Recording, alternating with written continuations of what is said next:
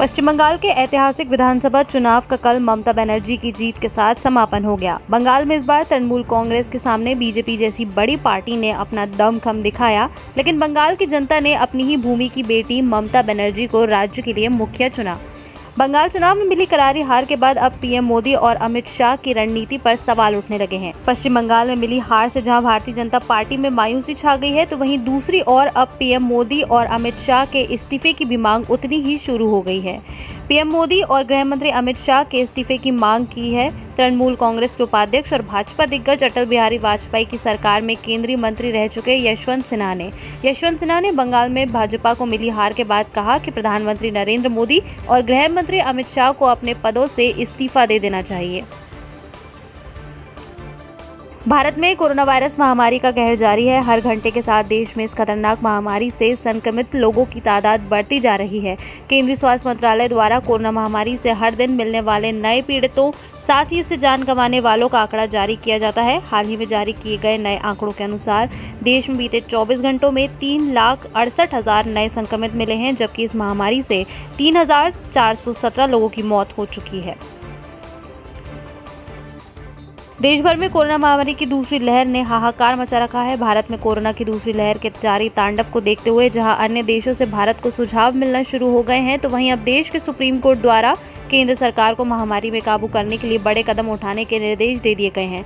खबरों के अनुसार सुप्रीम कोर्ट द्वारा केंद्र सरकार और राज्य की सरकारों को निर्देश दिए गए हैं कि कोरोना वायरस महामारी की दूसरी लहर को रोकने के लिए सरकारें जल्द से जल्द सख्त लॉकडाउन लगाने पर विचार करें। बताया जा रहा है कि सुप्रीम कोर्ट ने सरकारों से कहा है कि महामारी से पीड़ित लोगों के बारे में विचार करते हुए वो देशव्यापी लॉकडाउन लगाने पर विचार कर सकते हैं। सुप्रीम कोर्ट द्वारा दिए गए निर्देशों में कहा गया है कि इस लॉकडाउन के दौरान इस बात की तैयारी की जाए कि लॉकडाउन का असर जिन भी ज़रूरतमंदों पर पड़ सकता है, उनके लिए सरकारें पुख्ता इंतजाम करें। इसके साथ ही कोर्ट द्वारा ये भी कहा गया है कि सरकारें ये भी सुनिश्चित करें कि इस लॉकडाउन का असर सामाजिक और आर्थिक गतिविधियों पर कम ही पड़े।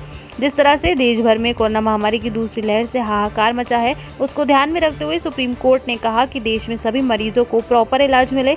अगर किसी मरीज के पास राजस्थानी प्रमाण पत्र या कोई आईडी प्रूफ नहीं है, तो भी अस्पताल उन मरीजों को भर्ती करने से मना नहीं कर सकते। महामारी के समय पर अस्पतालों का ये कर्तव्य है कि वो हर मरीज का इलाज करें। 5 राज्यों के विधानसभा चुनावों के परिणाम में कल तमिलनाडु में आयोजित हुए विधानसभा चुनावों के नतीजों का भी ऐलान किया गया। तमिलनाडु विधानसभा चुनाव के नतीजों में सबसे ज्यादा जिस बात ने हैरान किया था, वो था अभिनेता से राजनेता बने कमल हसन का इन चुनावों में हारना।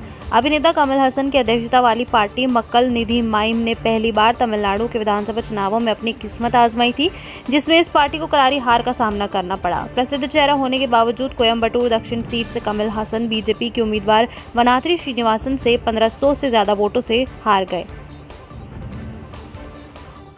लगातार बढ़ती हुई महामारी के खिलाफ लड़ाई में वैक्सीन एकमात्र हथियार है और भारत में वैक्सीन की भारी किल्लत देखी जा रही है। जहां एक और देश के कई राज्यों में वैक्सीनेशन का दूसरा चरण शुरू नहीं हो पाया है, तो वहीं इस बीच वैक्सीन मैन के नाम से मशहूर सीरम इंस्टीट्यूट ऑफ इंडिया के सीईओ आदार पूनावाला ने एक बड़ा बयान दिया है, जिसने सभी की चिंता बढ़ा दी है। आपको बता दें कि वैक्सीन मैन के नाम से जाने जाने वाले आदार पूनावाला ने हाल ही में एक बयान दिया है और कहा है कि देश में वैक्सीन की किल्लत जुलाई महीने तक रहने वाली है।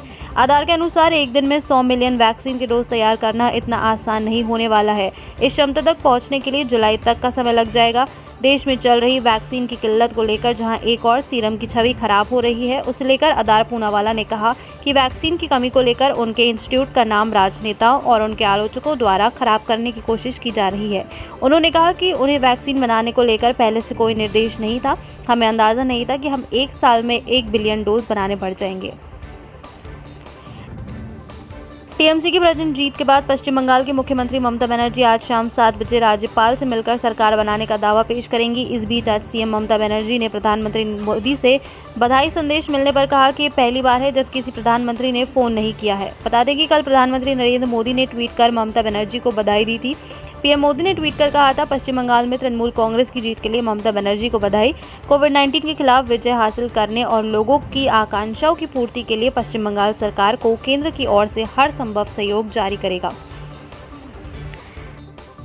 देश भर में बढ़ रही महामारी ने विकराल रूप ले लिया है। कोरोना वायरस महामारी की दूसरी लहर की भयावह स्थिति ने देश की स्वास्थ्य सेवाओं को पस्त कर दिया है।